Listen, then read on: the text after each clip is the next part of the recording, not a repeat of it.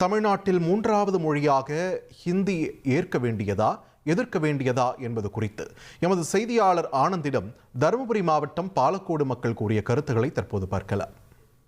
ஹிந்தின்றது கண்டிப்பா எங்களுக்கு தேவைப்படுது. ஏன்னா ஒரு ஹிந்திக்காரன் ஆட்டோவில் ஏறினா ஹிந்தியில் பேசுனா நாங்கள் தமிழ் பேசுனா ரெண்டு பேருக்கும் புரியுறது.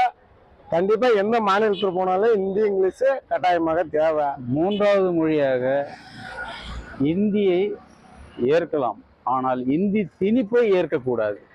மக்கள் விரும்பினால் மூன்றாவது மொழியாக இந்தியை படிப்பதில் எந்த விதமான தவறும் இல்லை.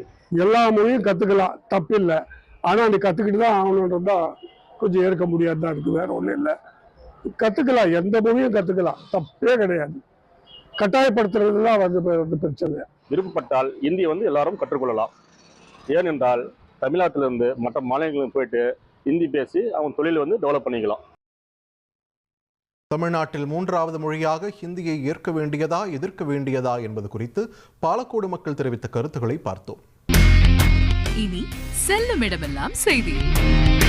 தந்தை டிவியின் வாட்ஸ்அப் சேனலை ஃபாலோ பண்ணினா செல்ல இருக்கும் இடமெல்லாம் செய்தி.